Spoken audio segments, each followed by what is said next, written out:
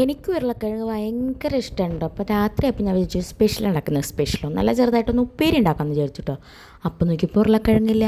അങ്ങനെ നേരെ കടയ്ക്ക് വെച്ച് പിടിച്ചു. കടയിൽ നിന്ന് ഉരുളക്കിഴങ്ങും കുറച്ച് സാധനങ്ങളും വാങ്ങിച്ച് വീട്ടിലേക്ക് വന്നപ്പോൾ കല്ലൂസ് മൂടോട്ടായിട്ടിരിക്കണം. എന്തേ കടയിൽ കൊണ്ടുപോകാണ്ട്. കടയിൽ കൊണ്ടുപോയി അവൻ്റെ സ്വഭാവം അറിയാമല്ലോ, അതുകൊണ്ട് ഞാൻ മനഃപൂർവ്വം കാണാണ്ട് പോയി കേട്ടോ. പിന്നെ വന്ന പാടെ ഉരുളക്കിഴങ്ങ് ചത്തലായിട്ടോ. വേറെ പണിയൊന്നുമില്ലല്ലോ നമുക്ക്, അമ്മയുണ്ടല്ലോ. അങ്ങനെ ആ പരിപാടി നടന്നിട്ടിരിക്കില്ല. ഞാൻ കല്ലൂസിനെ നോക്കണ്ട്, കല്ലൂസ് ഇടയ്ക്ക് എന്നെയും നോക്കണ്ട് കേട്ടോ.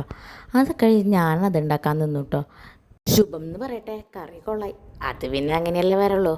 പിന്നെ എല്ലാ വീട്ടിലെത്തിയും പതിവ് കാഴ്ച സീരിയൽ കാണുന്നു. കല്ലൂസ് അമ്മാമ്മയുടെ ഒപ്പമുണ്ട്. പിന്നെ കുറച്ച് കഴിഞ്ഞപ്പോൾ അവൻ്റെ പിണക്കൊക്കെ മാറി. പിന്നെ ഞങ്ങൾ സ്നേഹപ്രകടനമായിട്ടോ. അതൊക്കെ കഴിഞ്ഞ് സ്നേഹപ്രകടനമൊക്കെ കഴിഞ്ഞപ്പോഴത്തേക്ക് നല്ല വിശപ്പ്.